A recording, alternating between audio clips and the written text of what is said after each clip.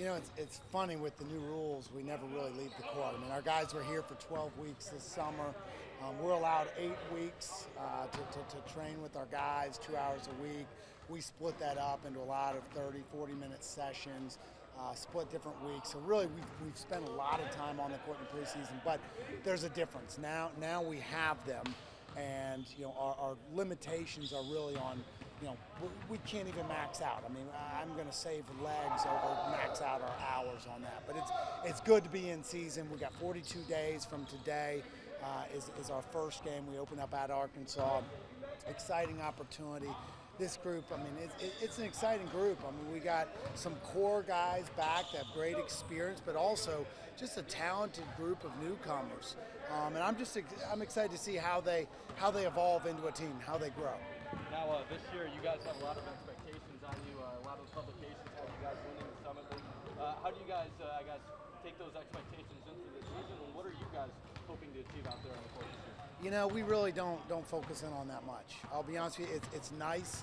It's a gesture of respect from the media, from our league coaches, all of that with the records, but it doesn't really mean much. 3 years ago, we were picked to win the league. We didn't. Last year, we were picked third, and we won the league. So really what it comes down to is focusing on today. Let's be better today than we were yesterday, be better tomorrow than we were on today. And if we can keep that focus, we're going to have an opportunity to have some success this year. Pretty challenging non-conference to get things started. How excited are you for some of those matchups? Yeah, well, what's happened is what these guys have done on the floor with 81 wins in 4 years, 3 straight postseasons is you get more respect from your opponents. Guys don't want to play you. I mean, we had a tough time finishing out our schedule. We're traveling a fair amount. Luckily, we're co-hosting the tournament at home, which kept us somewhat sane with our travel. But it's going to be tough. I mean, Indiana at home, Arkansas on the road, Illinois State's picked to be in the top 2 in the Missouri Valley, and then Notre Dame, who's had an unbelievable run here. So it's going to be a tough run for sure.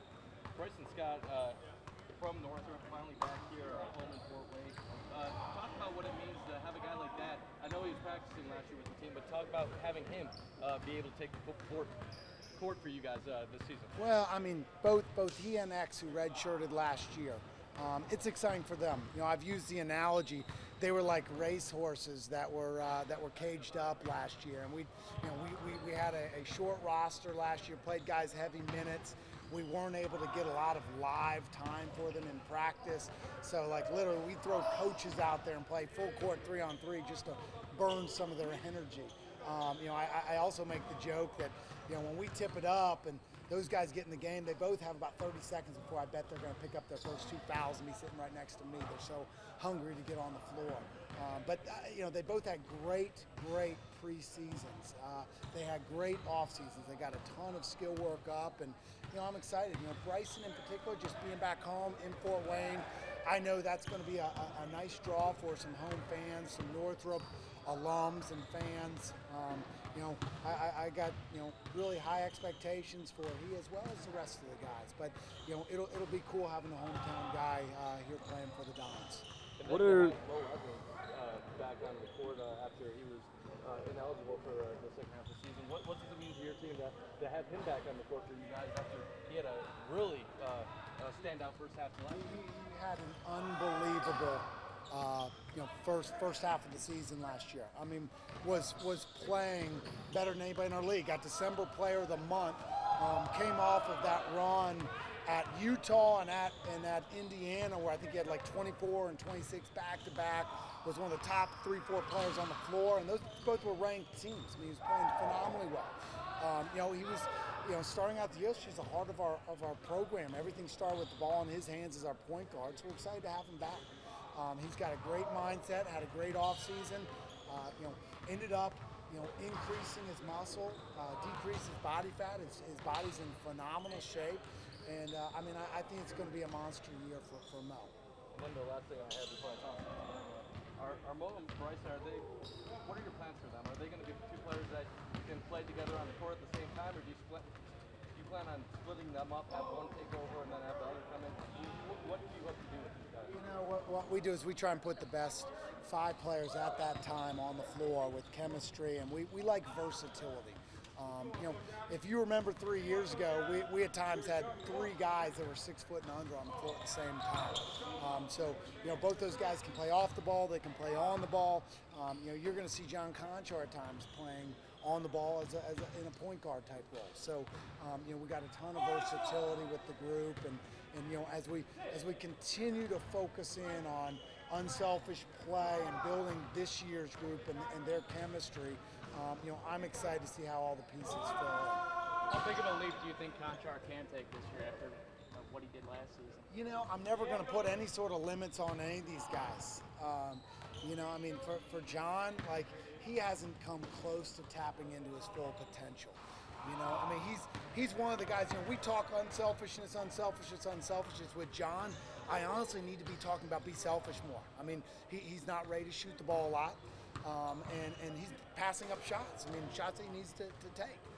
He needs to be ready to score the ball. You know, we've worked hard on him being aggressive on every catch. You know, obviously rebounding, it's hard to get better. I mean, he's coming off San Diego State NIT game where he had 18 rebounds against a team that started 4 guys 6'9" plus. But, you know, there's no doubt that with his work ethic, he's going to keep improving each of the next 3 years for us. What are some of the expectations you have on this team this year, and what are some of the goals as a team you guys have this year? You know, we really don't focus in on that. I mean, our goals are focused on today. You know, and you heard me say it earlier in the interview, be better today than we were yesterday. Be better tomorrow than we were today. You can't ever get today back. And so we're not looking ahead. You know, March will be March. It'll come. We got to get better today and focus in on. You know, we're not worried about polls. None of that means anything. I mean, we're focused on just developing our team, focusing in our culture, and trying to win every individual play, and then you'll piece that together. We don't focus a lot on end results. We're focusing in on the process and the details that go into the process. And then what you'll find is that wins come along with that. We have a program that's, you know, mature in the success that we've had here. And, you know, we haven't had the ultimate success, haven't made the NCAA tournament. You know, we don't have to talk about that. Like, these guys want that. I mean, you know, our guys have conference championship rings from the regular season that they're getting here in the next month, but they're not satisfied with that. But we don't have to talk about that, and that's the beauty of it, because we don't have to worry about what's happening, you know, 3 months from now. We just get to take it easy, relax, focus on today, and let's get better. What was the focus today during the first half? Exactly what I just said. Be better today than I on the court, was yesterday. On the game. Ours was just, you know, honestly, it's just focusing on our details and let's get better today. It looks like Racine may have lost a few pounds over the offseason. Was that like a coaching decision to kind of influence Racine? Yeah. Racine actually, you know, before he went home to Senegal, he had put on about 14 pounds. Now, when he went home, he ended up losing a few pounds there, but he's still up from last year. He is a long, lanky dude. You know, it's hard to show, but he's had a phenomenal offseason. Really high expectations for Racine stepping up this year. What does he have to do to be able to be the dominant big man that you guys probably planned for him? Well, he's versatile. He can play on the perimeter. He can play in the post. Really, what I always talk to Racine about is his confidence in himself. You know, sometimes I feel like I have more confidence in him than he has in himself. You know, he gets down, misses a shot, or doesn't execute an individual detail, and we've been working all year on next play. He's gained a lot of confidence in his jump shot, and, you know, I think he understands our style of play much better now.